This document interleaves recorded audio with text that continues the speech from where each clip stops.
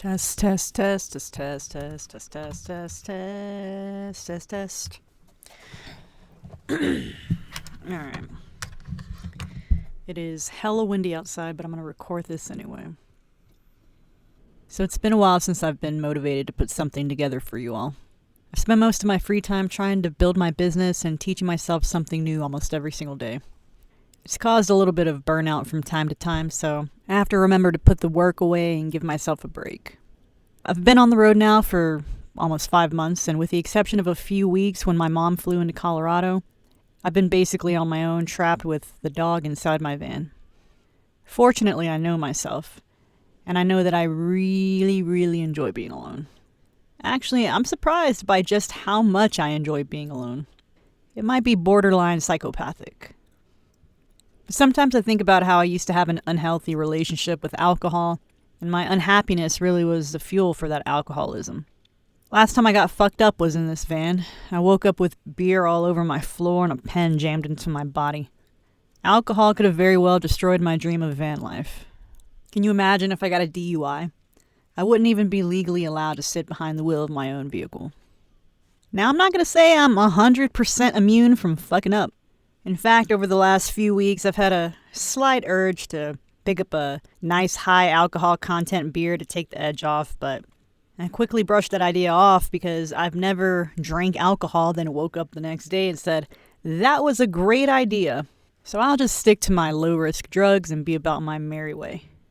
If you're the type of person who gets stir crazy and needs to be out and about constantly, living in a van isn't going to make that any easier for you, especially if you go low top. I stay in my van 90% of the time. I take Dove out 3 or 4 times a day to relieve himself and get a little walk in, but mostly I stay in and I work all day. But I can't imagine doing that in a low top van. At least I could stand up and stretch. I can cook and eat and work without straining my back. Now imagine you decide to go on the road with another human being. You've now cut your free space in half. I'm a small person, but those few weeks sharing my space with my mother made me want to commit homicide. That's the other thing about me. I seem to not have a lot of patience. I've gotten better since being on the road, but if I had to live in here with another full-sized person, I might just abandon them in the desert.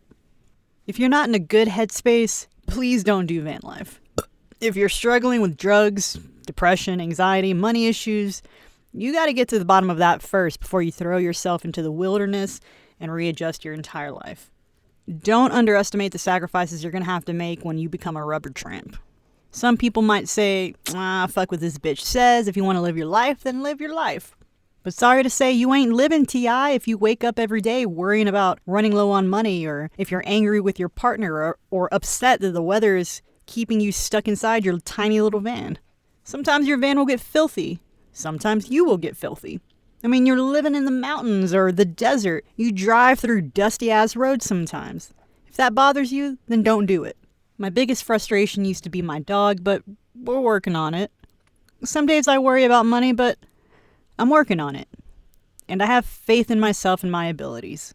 If I didn't have faith in myself, I'd have a hard time keeping myself motivated. I might even be tempted to head back to Texas for good. I ain't got all the answers, Sway. But you have to be mentally secure to make drastic changes like this. Me, I thrive on my own. Truly. I have so many interests that keep me entertained that my need for social interaction isn't as strong as some other people. I also love being filthy. It's not like I got a job to go to. I switch between 2 pairs of shorts and 2 shirts, so what? I don't think it's healthy at all to not socialize. So I do try to pick up the phone and call my mom from time to time.